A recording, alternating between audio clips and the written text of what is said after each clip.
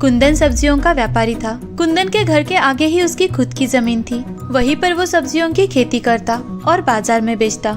इस बार कुंदन ने बैंगन की खेती की थी। वो बाजार में बेचने आया है।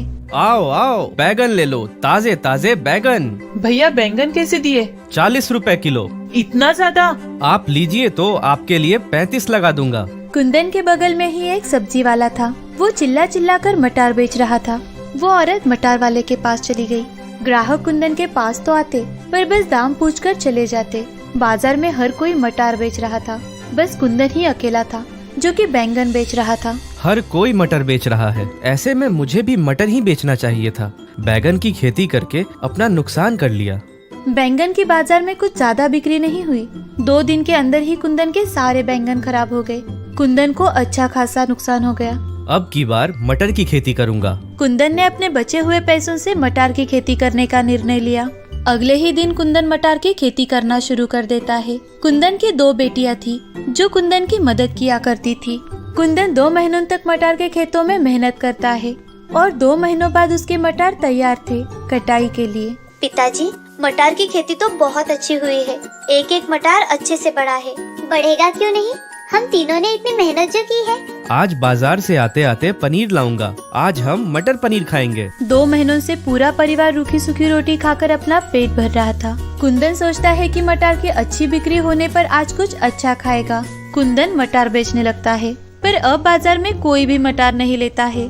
आओ, ताजे ताजे मटर ले लो। ओ भैया, भिंडी है क्या? अरे मटर लेके जाइए, बहुत ताजे हैं। 2 महीने से मटर ही खा रहे हैं। भिंडी है तो बताओ। नहीं भाई, भिंडी तो नहीं है। कुंदन के बगल में एक सब्जी वाला होता है, रामू, जो कुंदन पर हंस रहा होता है। आओ आओ भाइयों, यहाँ आओ, भिंडी यहाँ है। कुछ लोग बस खेती करना जानते हैं। बाजार में कौन सी सब्जी चल रही है उन्हें पता ही नहीं होता है। इस बार भी कुंदन की कोई सब्जी नहीं बिकी है। कुंदन घर आता है। उसकी बेटियां पनीर का इंतजार कर रही होती है। कुंदन के पास पनीर ना देखकर कहती है, पिताजी, पनीर नहीं लाए? कैसे लाता, जब मटर की सब्जी बाजार में बिकी ही नहीं। आपने तो कहा था कि आज मटर पनीर खाएंगे। मुझे वही खाना है। मेरा दिमाग बहुत खराब है, चुपचाप से जो भी मिले खा ले। कुंदन गुस्से में अपने छोटी बेटी बबीता पर चिल्लाता है।